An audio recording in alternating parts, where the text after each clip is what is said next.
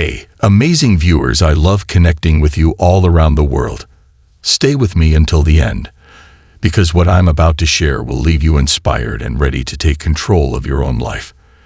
In today's story, you'll hear about an incredible twist that no one saw coming. Also, if this is your first time here, press the subscribe button and join our incredible journey. It was a crisp autumn afternoon, the kind of day where the sky seemed to stretch endlessly, clear and full of promise. Jonah Harris, a 12-year-old boy, was finishing up his school day, the weight of his backpack slightly dragging on his shoulders as he walked down the sidewalk. He wasn't the kind of kid who liked to rush through life. Jonah was observant, taking in the world around him, from the falling golden leaves to the distant hum of city life. But on this particular day, something caught his attention that would forever change his life. Jonah had grown up in a modest neighborhood.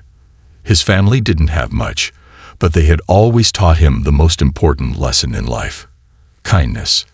He wasn't rich in things, but he was rich in love, family, and compassion. Whether it was helping a neighbor carry groceries or picking up litter from the street, Jonah knew that kindness was something you could give away without expecting anything in return. That afternoon, on his walk home from school, Jonah noticed a woman sitting alone on a bench at the bus stop. The woman's face was hidden by dark hair, tangled and messy, falling over her shoulders. She wore an old, worn-out coat that looked far too thin for the chill in the air. Her hands rested gently on her round stomach, as if she were trying to protect something precious. Jonah slowed his pace as he approached, feeling a strange tug in his chest. There was something about her, something that felt different, as if the weight of the world was pressing down on her shoulders. Her posture, slumped and tired, spoke volumes. Something wasn't right. Jonah could feel it. He shifted his school bag higher on his shoulder and approached cautiously, his footsteps soft against the pavement. "Ma'am, are you okay?" Jonah asked hesitantly, his voice trembling with uncertainty. The woman looked up, startled, her eyes red and swollen from crying. Her face was pale, and she wiped at her cheeks with the sleeve of her coat. For a moment, their eyes locked. Jonah could see the exhaustion in her gaze, the kind of exhaustion that went far beyond physical fatigue. She gave him a weak smile, but it didn't reach her eyes. "I'm fine, thank you," she said, her voice barely a whisper. Her attempt to sound reassuring only made Jonah more concerned. He could see it. Her hands trembled slightly, and there was an unmistakable sadness in her expression. "Are you sure?" Jonah pressed gently, his concern growing. "You don't look fine." The woman hesitated, a deep sigh escaping her lips as her shoulders slumped even more. "I'm trying to get home," she explained, her voice cracking. "I need to take the bus, but I don't have enough money. I've been walking all day, and I'm so tired." Jonah's heart tightened. He looked down at his pocket, feeling the small amount of money there, the allowance he had saved up for weeks. He had been saving every penny to buy a second-hand bike from the local thrift store. It was scratched up, missing a bell, but to Jonah, it was perfect. Just a few more dollars, and it would be his. But in that moment, looking at the woman before him, all of his thoughts about the bike faded away. The choice was clear. This woman needed help more than he needed a bike. "Hold on," Jonah said quietly, reaching into his pocket. Without a second thought, he pulled out all of his savings, crumpled bills, and a handful of loose change. He held it out to her, offering it with no hesitation. "Here, this should be enough for the bus fare." The woman's eyes widened in surprise, and for a moment, she simply stared at him, unsure of what to do. "I can't take your money," she said quickly, shaking her head. "You're just a kid. You probably need it for yourself." Jonah shook his head, a small, sincere smile forming on his face. "It's okay. You need it more than I do. Please, take it." For a moment, the woman's hands trembled as she reached out for the money. She hesitated, as if she couldn't believe what was happening. But then, with a soft sob, she accepted it. Tears welled in her eyes as she wiped them away with the sleeve of her coat. "Thank you," she whispered, her voice breaking. You don't know how much this means to me." Jonah felt a warmth spread through his chest, a feeling he couldn't quite explain. It wasn't about the money. It was the connection, the quiet understanding that passed between them. "It's no problem," Jonah said softly, his voice steady. "Just take care of yourself, okay?" The woman nodded, clutching the money in her hands as if it were the most precious thing she had. A few moments later, the bus pulled up at the stop. Jonah stood by the bench, watching as the woman boarded, making sure she got on safely. As the bus doors closed, she turned to the window, waving at him through the glass. Jonah waved back, a soft smile on his face, feeling lighter than he had all day. As he walked the rest of the way home, something inside him shifted. He might not have been able to buy the bike just yet, but he had done something that mattered, something that made a real difference. And in that moment, Jonah realized that helping others wasn't just about money or material things. It was about making a difference in someone's life, about offering kindness when it was needed most. The days after Jonah's small but meaningful act of kindness passed by quickly, yet they felt strangely different. Jonah had gone back to his usual routine, mowing lawns, helping his neighbors, and daydreaming about the bike he was still saving for. He didn't think much about the woman he helped. After all, his life was busy, and he had things to focus on. Yet there was one thing Jonah couldn't shake: the memory of her face, tear-streaked and grateful. The way she clutched the money he had given her as though it were a lifeline. It stayed with him, quietly tugging at his heartstrings, especially during the quiet moments when he was alone with his thoughts. Did she make it home? Was she okay? What had she been going through? These questions lingered in Jonah's mind, despite his best efforts to ignore them. But life, as it tends to do, moved on. The weeks flew by, and Jonah found himself back in school, going through the motions of math problems and spelling tests, trying to distract himself from the image of the woman. Yet despite his best efforts, her story seemed to haunt him, always just beneath the surface. Then, one Saturday afternoon, a few weeks after their brief encounter, Jonah's world was turned upside down in the most unexpected way. It started out like any normal Saturday. Jonah had spent the morning mowing lawns for a few neighbors in exchange for some extra pocket money. He liked the rhythm of it, the satisfaction of checking something off his list, and the chance to be outside on crisp, sunny afternoons.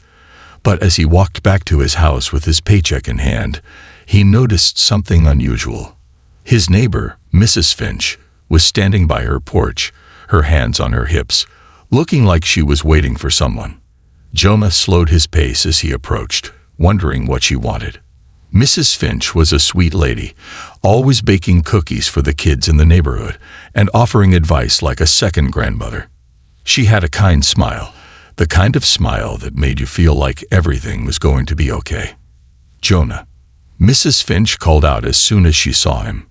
"Jonah, come here a moment. I've been looking for you." Curious, Jonah stepped up to her. "What's up, Mrs. Finch?" She smiled warmly, her eyes twinkling. "I heard about something you did the other day. You know, helping that poor woman at the bus stop. You know, I saw you from my window. That was such a kind thing to do." Jonah froze. He hadn't told anyone about what had happened. It wasn't that he was trying to keep it a secret. He just didn't think it was necessary to bring it up. It wasn't about the recognition. It was just something he felt he had to do in the moment. "How did you know?" Jonah asked, his voice filled with surprise. "I got my eyes on the neighborhood," Mrs. Finch replied with a wink. "And I happen to know a lot of people who know a lot of people. Word travels, especially when someone does something as selfless as what you did." Jonah felt his cheeks flush. He hadn't expected to be recognized for his small act of kindness. "It wasn't a big deal," he muttered, looking down at his sneakers. "It was a big deal to her," Mrs. Finch insisted. "Not everyone would have done what you did. You showed her kindness when she needed it most. Not everyone has the heart to do that." Jonah was about to protest when Mrs. Finch reached into her coat pocket and pulled out a small envelope. She handed it to him with a gentle smile. "Here," she said. "It's not much, "But I want you to have this." Jonah hesitated, looking down at the envelope in his hands. "I can't take this," he said, his voice almost shy. "I didn't do it for any reward." "I know you didn't," Mrs. Finch said, her tone serious. "But sometimes the universe has a funny way of paying kindness forward. Consider this a small token of appreciation for what you did. It's a reward for your generosity." Jonah opened the envelope, his eyes widening when he saw what was inside, a crisp $20 bill. He didn't know what to say. The money felt like a gift from the universe, but he wasn't sure he deserved it. Still, Mrs. Finch insisted, and he reluctantly accepted the gesture, muttering a quiet thank you. That evening, as Jonah sat at the dinner table with his parents, he couldn't shake the strange feeling that had come over him. He had never expected his small act of kindness to lead to such a ripple effect. He had just wanted to help someone in need. Nothing more, nothing less.